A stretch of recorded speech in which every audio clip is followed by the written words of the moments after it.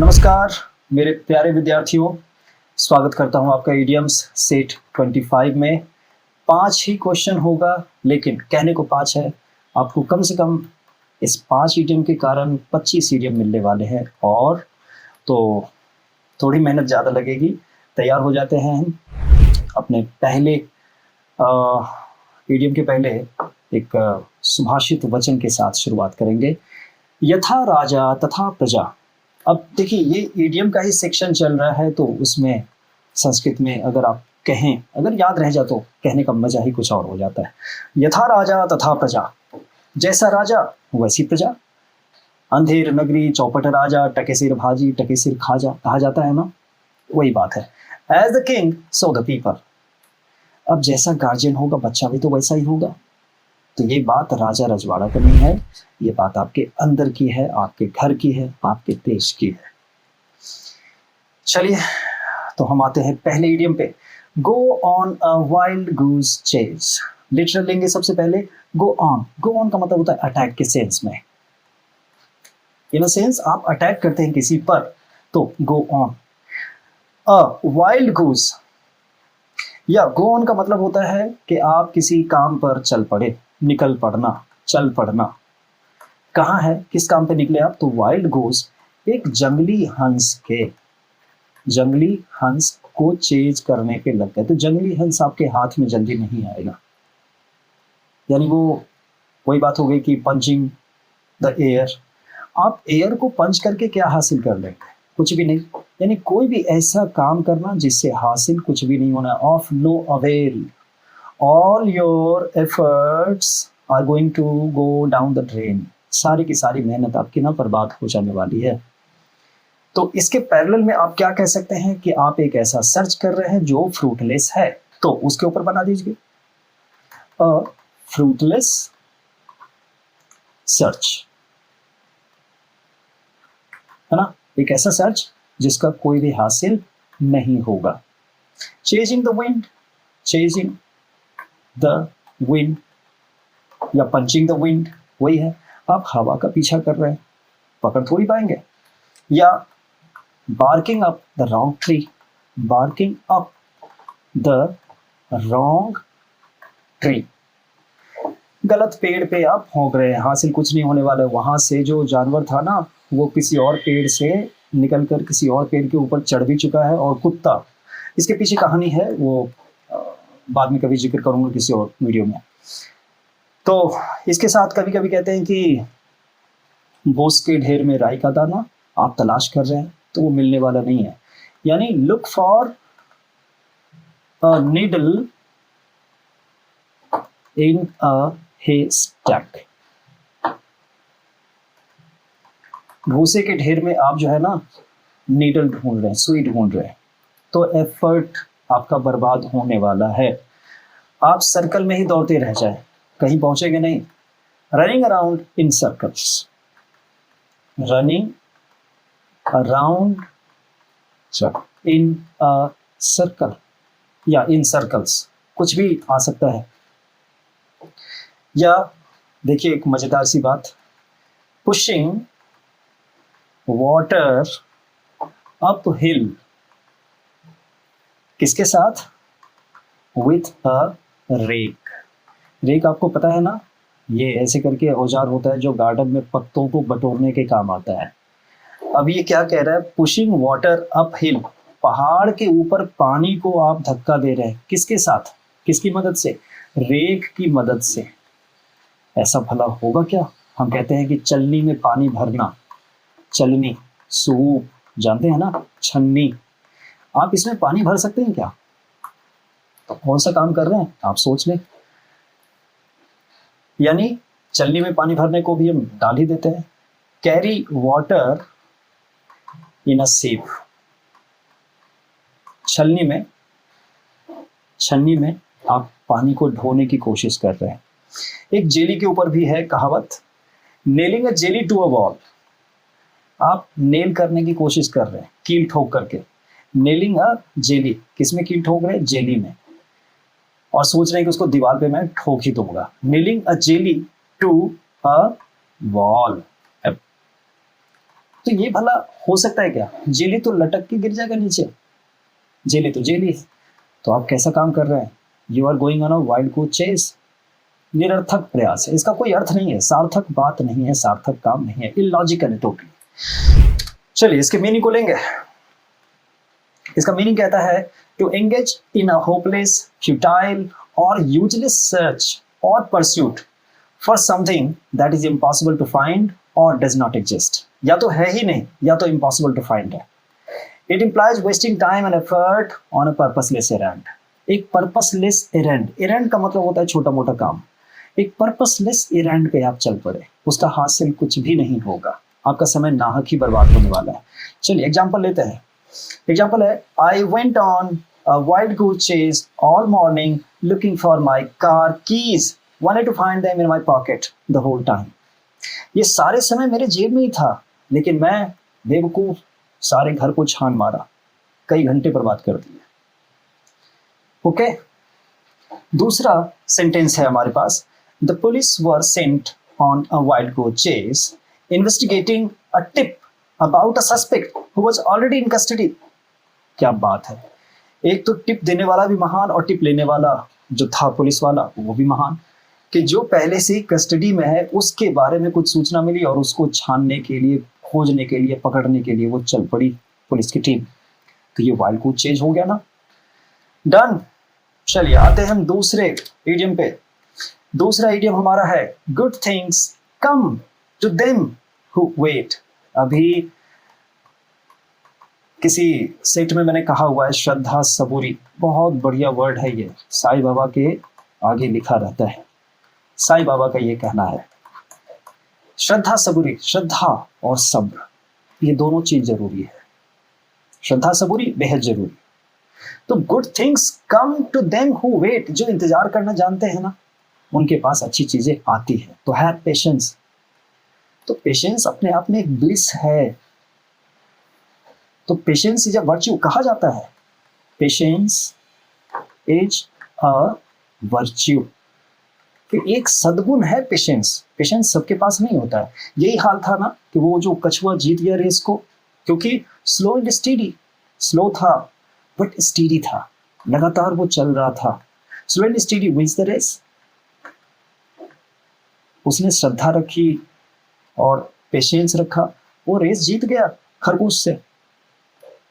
और अच्छी चीज पाने के लिए थोड़ा इंतजार भी कर लिया तो क्या बुरा है। Good things are worth waiting for. Actually good things are worth waiting for. अच्छी चीजों के लिए थोड़ा इंतजार करना चाहिए। और कभी कभी एक लाइन ये कहा जाता है, टाइम विल टेल।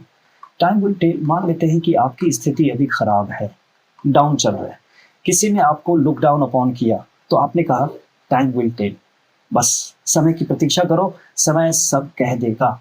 मीन्स अभी मैं नीचे हूं, कभी तुम नीचे आ जाओगे और मैं ऊपर हो जाऊंगा। So wait for the time,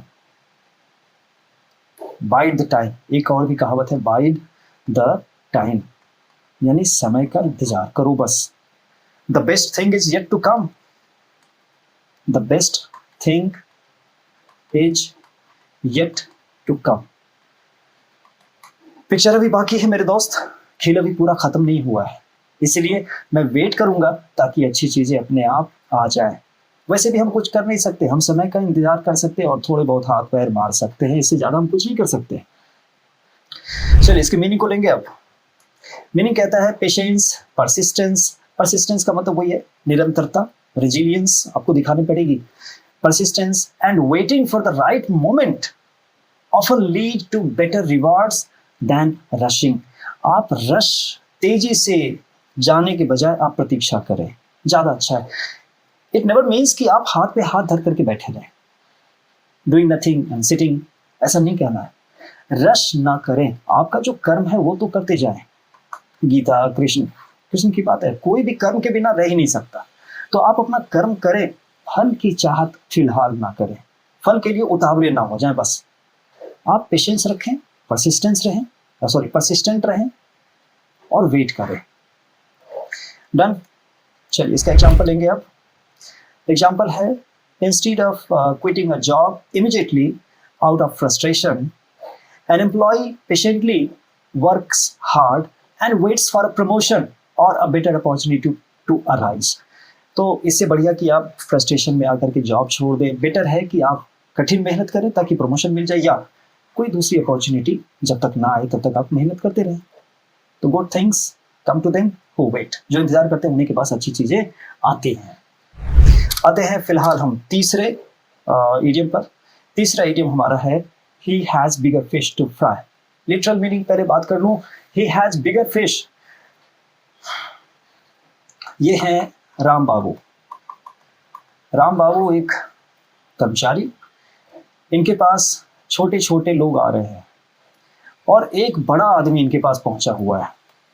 तो राम बाबू पहले इसको सुनेंगे, ये मोटी असामी है ना, ये बिग गन है, बिग गन बड़ा आदमी, इसके पास से इनको मोटा पैसा मिलेगा। तो राम बाबू पहले इसको सुनेंगे ना कि इन तीनों छोटे भैयों को। तो छोटों की तरफ कौन ध्यान देता है भाई। तो Ram Babu has bigger fish to fry, Ram Babu के पास बड़ी मछली है फ्राई करने के लिए, तो छोटी छोटी मछली बाद में फ्राई करेंगे। क्लियर है बात। इसके पैरेलल में हम और क्या कह सकते हैं, जैसे राम बाबू कहेंगे I have more pressing matter than yours.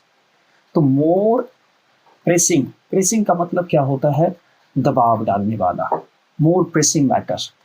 इस प्रेसिंग की जगह पे आप ना अर्जेंट भी लगा सकते हैं, मोर अर्जेंट मैटर या बिजनेस। क्लियर। तो एक तो ये हो गया। दूसरा, कभी कभी बोलते हैं कि भाई मैं काम में बहुत व्यस्त हूं, I have got too many irons in the fire, यानी have too many irons in the fire. क्या आपके पास बहुत सारे आयरन, आयरन लोहार, लोहार की बात कर रहा है कि आग में, धौंकनी में बहुत सारे लोहे उसने गर्म होने के लिए दे दिए हैं, जिसके वो तलवार बनाएगा या छुरी बनाएगा, जो भी करे। या मेनी, मेनी की जगह पे आप अदर भी कर सकते हैं, other irons in the fire, मेरे पास और भी काम है। तीसरा, राम बाबू ये भी कह सकते हैं कि I have better fish to fry, better fish to fry, कि तुमको कौन पूछता है, मेरे पास मोटी असामी पहले से है। राम बाबू ये भी कह सकते हैं कि खाने के लिए किसी ने उनको दिया, तो राम बाबू कहेंगे I have got other things on my plate, तो तुम जो खाना लेके आए हो अभी रुक जाओ, तुम मत दो, आई have got other things on the plate. हो सकता है उनके प्लेट में ना मिष्ठान होगा, रसगुल्ला वसगुल्ला होगा पहले से, और कोई सूखी मछली लेकर के आया या कोई सूखा सा अनाज लेके आया कि राम बाबू खा लीजिए। तो राम बाबू यही कहेंगे ना, I got other things on the plate. सब मतलब ही होते हैं, सब अपने मतलब की बात जानते हैं अच्छे से। चलिए अब फिलहाल हम इस इडियम का मतलब जान लेते हैं। A person has more important or urgent or interesting matters to attend to than the current. अभी जो वो देख रहा है उससे भी ज्यादा इंपॉर्टेंट मैटर उसके पास होगा, लेस सिग्निफिकेंट टास्क। ये सिचुएशन देखिए, ये सिर्फ नेगेटिव मैंने फिलहाल अभी यूज करके बता दिया आपको। इसका पॉजिटिव यूज भी आप चाहें तो समय के हिसाब से कर सकते हैं। जैसे सपोज कीजिए कि एक माँ है या पिता है, वो कुछ खास काम कर रहे हों और बच्चा कहे कि पापा चलो घोड़ा घोड़ा खेलते हैं, तो इस समय बच्चे की डिमांड पूरी नहीं की जा सकती है। तो उस समय भी पिता यही कहेगा I have bigger fish to fry बेटा, let us postpone the game, हम बाद में खेल लेंगे। हो सकता है माँ भी किसी काम में बिजी हो, वो भी बच्चे को यही कह सकती है। तो it can be used either way, positive और negative, it is up to you कि सिचुएशन के हिसाब से आप इसको तब्दील करें। डन। चलिए हम आते हैं इसके मीनिंग पे, एग्जाम्पल भी कैसे यूज करेंगे इसका। I can't waste time negotiating this small invoice, I have bigger fish to fry with the new merger. कि अभी जो है ना ये छोटा सा एक इनवॉइस आया, इनवॉइस का मतलब एक तरह से प्राइस लिस्ट आई है, अब इसके ऊपर नेगोशिएट करो। इसने 10,000 का बिल बनाया, अब आप इसको बोलिए जी 8,000 कर दें। इतना टाइम अभी मेरे पास नहीं है, चूंकि अभी मेरे पास ना एक बड़ा सा मर्जर वाली बात अभी उठी है, ये बड़ा काम है, तो इसको हम ना बैक बर्नर पे रख सकते हैं। कहाँ रखेंगे इसको? बैक बर्नर पे। इसको फिलहाल टालो, हम बाद में देख लेंगे इसको, ये छोटी मछली है, ये छोटी बात है, बड़ी बात यहाँ है। तो ये पॉजिटिव वे में ही बात को लिया जा रहा है। दूसरा, don't bother the manager with broken coffee machine, she has bigger fish to fry regarding the company's financial results. अभी मैनेजर साहब को तुम जाकर के ये मत कहो कि कॉफी मशीन टूट गई है, किसी को डांटे या किसी को फटकार लगाए। भाई उसके पास अभी फाइनेंशियल रिजल्ट के बारे में ना बहुत बड़ी बात हो रही है पहले से ही, वो तुमसे बड़े मसले के साथ बैठा हुआ है या बैठी हुई है, उनको अभी डिस्टर्ब मत करो। शी हैज या he has bigger fish to fry. Clear है बात? चलिए आते हैं चौथे इडियम को लेंगे। चौथा इडियम है chip off the old block. Chip, छोटा छोटा टुकड़ा। छोटा टुकड़ा किसका? लकड़ी का हो सकता है, या पत्थर। जब हम पत्थर को छीलते हैं, या जैसे कोई स्कल्पटर जो है पत्थर को छील रहा है, छेनी मार रहा है, तो छेनी के कारण छोटा छोटा टुकड़ा उससे जो निकला, और यह है ब्लॉक। ब्लॉक का मतलब चाहे आप लकड़ी का ब्लॉक ले लें। तो chip off the old block, पुराने लकड़ी के लठ, ये बड़ा सा, इससे निकला हुआ छोटा सा चिप। ये कब कहा जाता है? रिजेम्बलेंस के लिए। कोई रिजेंबल करता है, resemble, RESEMBLE, yes, resemble. Resemble का मतलब एक जैसा लगना, एक जैसा ही लगना। जैसे हमने हिंदी फिल्मों में देखा है, सीता और गीता, राम और श्याम, जुड़वा भाई, है ना? तो ये जुड़वा वाली बात है। तो इसमें, इस सेंस में हम लगाते हैं chip off the old block. एक कहावत कही जाती है हिंदी में, माँ पे पूत बाप पे छोरा, बहुत नहीं तो थोड़ा थोड़ा। हम कहते हैं ना कि बिल्कुल बेटा बाप पे गया है, बेटी माँ पे गई है, बस वहीं पे ये लगाते हैं, chip off the old block. तो जैसे अभी कहा, लाइक फादर, लाइक सन, ये भी कह सकते हैं। ठीक उसी तरीके से लाइक मदर, लाइक डॉटर, ये भी कहा जाता है। अगली बात, जैसे कहते हैं अपने तो अपने ही होते हैं, उस सेंस में इंग्लिश में कहा जाता है blood is always thicker. Always लगा सकते हैं तो लगा दीजिएगा, blood is thicker than water. या कहा जाता है एप्पल के बारे में, the Apple does not fall far from the tree, कि वो अपने पेड़ के पास ही गिरता है, वो वर्टिकली ही नीचे गिरेगा, तो पेड़ से दूर छिटक के नहीं जाता है। अब ये बात हर एक फ्रूट के साथ लागू नहीं होती है। कई बार आपने देखा होगा सीड डिस्पर्सल के बारे में बायोलॉजी में, कि सीड बहुत दूर चला जाता है छिटक के, इसीलिए एप्पल के बारे में ही रखा गया है, the Apple does not fall far from the tree, कि वो अपनी माँ को, अपने पिता को छोड़ के जाना नहीं चाहता है। Chip off the old block, वहीं पे पास में ही रहना चाहता है, इसीलिए ये भी कहा जा सकता है इसके पैरेलल में। या इसके जस्ट पैरेलल में एक और ले लेंगे, cut from the same cloth. Cut from the same cloth.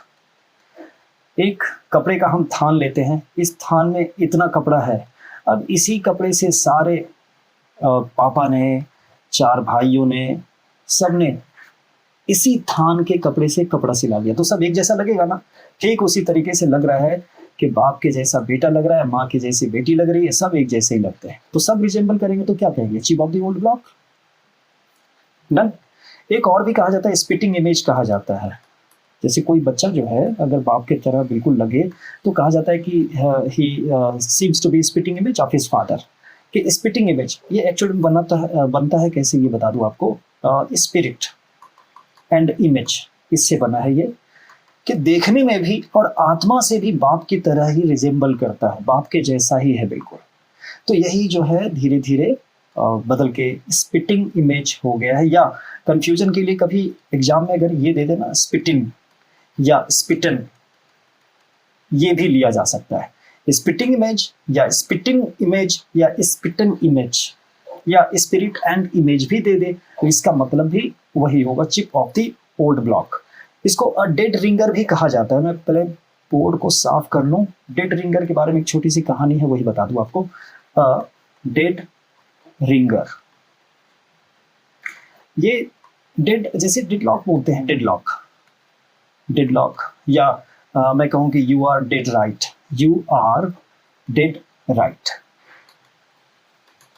Dead right का मतलब कि आप इतने सही हो गए कि इसको कोई गलत कर ही नहीं सकता। डेड का मतलब हो गया एब्सोल्युटली, एब्सोल्युटली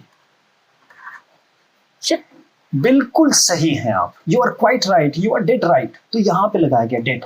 तो एब्सोल्युटली, एग्जैक्टली, एग्जैक्टली, तो यहाँ पे डेड का मतलब एब्सोल्युटली लेंगे या एग्जैक्टली लेंगे। अब ये रिंगर क्या है, रिंगर को सबसे पहले आप कैप्स में कर दें। रिंगर, ये रिंगर एक घोड़ा था जो, जैसे मान लेते हैं कि दो घोड़े हैं ए एंड बी, दोनों एक जैसे लगते हैं, तो बी थोड़ा कमजोर था और रेस बड़ी रेस थी, बड़ा पैसा लगा था, तो ए जो है बी की तरह लगता था, तो उन्होंने क्या किया, बी की जगह किसको दौड़ा दिया, ए को, और ए का नाम क्या है, रिंगर, अ डेड रिंगर। यानी कि ये जो घोड़ा है रिंगर, ये बिल्कुल बी की तरह लगता है और रिंगर इसकी जगह दौड़ करके रेस को जीत जाता है। तो सेम कार्बन कॉपी, ठीक है। अ डेड रिंगर, इसका मतलब भी वही हो गया, सेम सेम लगना, chip off the old block. इसके अलावा छोटा मोटा आप याद रख लेंगे, मिनी मी, मिनी मी, मतलब अपने बच्चे को देख करके कोई गार्जियन कहेगा कि मैं, बिल्कुल लगता है कि मैं बच्चा हो गया हूँ, बिल्कुल मैं बचपन में ऐसा ही था, तो मिनी मी, छोटा। कार्बन कॉपी है ये, कार्बन कॉपी। या मिरर इमेज, मिरर इमेज भी कह सकते हैं कि my son is my mirror image, या my son is my carbon copy. Okay, चलिए अब इसके मीनिंग को ले सकते हैं। मीनिंग देखते हैं, a person whose character, behaviour और appearance closely resembles one of their parents, often the father. अक्सर बाप से मिलता जुलता कोई हो तब हम कहेंगे chip off the old block. और बाकी आपको जितना भी मैंने अभी पीछे बताया है उसका अपने ढंग से इस्तेमाल कर सकते हैं। चलिए इसका दो एग्जाम्पल है। When I saw him fixing the car, fixing ठीक करता हुआ, कार को ठीक करता हुआ जब मैंने उसको देखा, I knew he was a chip off the old block. यहाँ पे देखेंगे ऑफ और ऑफ दोनों का इस्तेमाल हो सकता है। क्लियर। दूसरा, लाइक हर मदर करेन has very little patience, a chip off the old block, कि अपने माँ के जैसे ही कैरेन, चाहे लड़का ले चाहे लड़की ले, मतलब लड़का या लड़की कुछ भी ले, उसमें पेशेंस ठीक उसके अपने माँ की तरह बिल्कुल पेशेंस नहीं है। तो शी या he is chip off the old block. Clear है बात। आते हैं अगले और आखिरी इडियम पे। आखिरी इडियम हमारा है, इग्नोरेंस इज ब्लिस। एक छोटा सा घर है, इस घर में राम, श्याम और मोहन, ये तीन लोग, तीन दोस्त घूमने के लिए गए। राम और श्याम को पता था कि ये हाउंटेड हाउस है। मोहन पहली बार इनके साथ इस घर को देखने आया था। तो राम और श्याम ने क्या बोला कि मोहन जा अंदर जो है एक फुटबॉल रखी हुई है वो लेकर के आ। मोहन आराम से चला गया। तब राम और श्याम ने पूछा कि तुम्हें डर नहीं लगा, अंदर भूत नहीं देखा? मोहन ने क्या कहा कि भाई जब मुझे पता ही नहीं कि ये हाउंटेड हाउस है तो मैं भला क्यों डरता। तो जो चीज इसको पता ही नहीं है उस चीज से वो डर भी तो नहीं सकता। तो ये जिस चीज के बारे में इग्नोरेंट था, तो यही इग्नोरेंस इसके लिए क्या साबित हो गया, ब्लिस, एक आशीर्वाद सिद्ध हुआ। तो कभी कभी हम अगर किसी चीज के बारे में नहीं जानते हैं तो वो हमारे लिए आशीर्वाद स्वरूप सिद्ध हो जाता है। अब इसके पैरेलल में आप क्या कह सकते हैं, what you don't know can't hurt you, what you don't know, जो आप जानते ही नहीं है, कांट हर्ट यू, जो आप नहीं जानते हैं वो आपको दर्द नहीं दे सकता। एक छोटा सा एग्जांपल कहूं, कोई अनपढ़ आदमी है। अब अनपढ़ जो है, वैकेंसी ज्यादा है या कम है, या जब तक आप नहीं पढ़ते थे, एग्जाम की तैयारी नहीं करते थे, तो वैकेंसी 100 है कि 10,000 है, आपको कोई फर्क नहीं पड़ता था ना। लेकिन अब जब आपने पढ़ाई शुरू कर दी है तो आपको जो ना वैकेंसी देख करके चिंता होती है या खुशी होती है। तो जो अनपढ़ था, what you don't know can't hurt you, जो जानता ही नहीं था उसको वो चीज दुख दे ही नहीं सकती, उसके बारे में बिल्कुल अनभिज्ञ था, कोई फर्क नहीं पैदा। तो इसको कहा जाता है ब्लिसफुल इग्नोरेंस, ब्लिसफुल इग्नोरेंस, कि इग्नोरेंस जो है कभी कभी ब्लिसफुल होता है। इग्नो थोड़ा कैकोग्राफी के लिए मुझे माफ कीजिएगा, स्पेलिंग आप लोग ध्यान से, बस मैं जो बोल रहा हूँ उसको आप ध्यान से सुना करें। इसको हैप्पीली अनकॉन्शियस भी बोला जाता है, हैप्पीली अनकॉन्शियस, हैप्पीली अनकॉन्शियस, कि मैं इन चीज़ों के बारे में अनभिज्ञ हूँ, बिल्कुल भी शुद्ध नहीं है, तो मैं हैप्पी हूँ, happy go lucky. Happily unconscious, कि जानता ही नहीं हो इसीलिए मैं सुख में हूँ, पता ही नहीं है। ऐसे आदमी को कहा जाता है he is living in a fool's paradise, living या live in a fool's paradise. अब जैसे सपोज कीजिए कि मैं न्यूज़ नहीं देखता हूँ।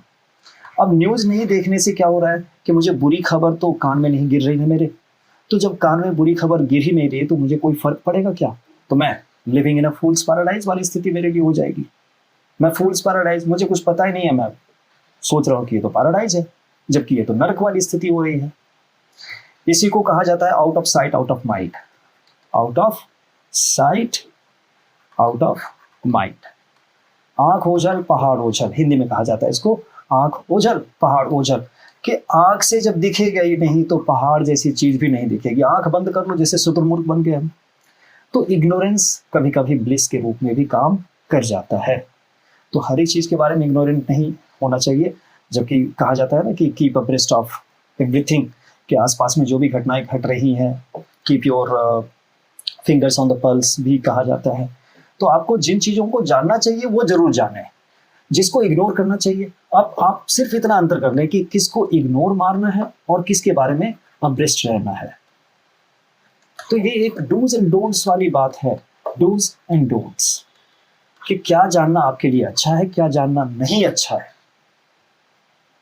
बस चलिए अब इसके मीनिंग को लेंगे।